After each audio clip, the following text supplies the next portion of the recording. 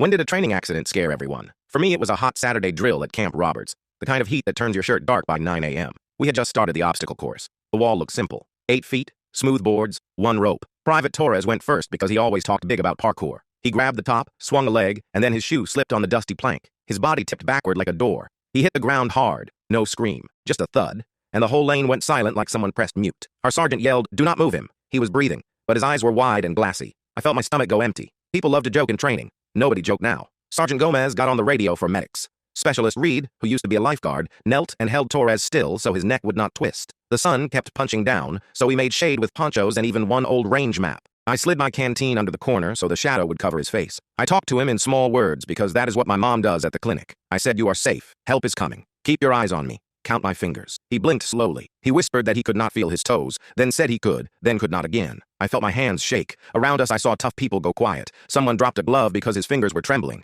Reed told me to hold Torres' hand so he had something to squeeze. I did. He squeezed hard when the wind kicked dust in his face, and I covered his mouth with my sleeve like a little tent. The medic truck took 5 minutes but felt like a full hour that we had to walk through. When they arrived, they moved fast. Collar, backboard, straps. One medic said, "Thank you for making shade." That helped a lot. We watched them load him and drive away, and nobody moved for a long time. The sergeant finally said, "Drink water and sit. No more obstacles today." We sat on the ground like kids after a storm. It felt wrong to stand. All I could hear was wind and the flap of the poncho we had used like a roof. After lunch, we were cleaning gear when the medic driver rolled back in. The rear door opened. Torres stepped out slowly with a stiff foam collar and a great popsicle like a trophy. Not broken, just a big scare and a bruised back. The whole platoon clapped. Some people laughed and cried at the same time. Torres looked at us and said, "Thank you for not leaving me alone in the dirt." That line hit me hard. We like to argue about push-ups and bad coffee, but when someone falls, we become family. We did the safety brief twice that day and nobody complained. On later drills, we kept the poncho trick, the shade trick, the talk calm trick. We learned that training is not just about climbing a wall. It is about making sure the person next to you gets to climb again tomorrow.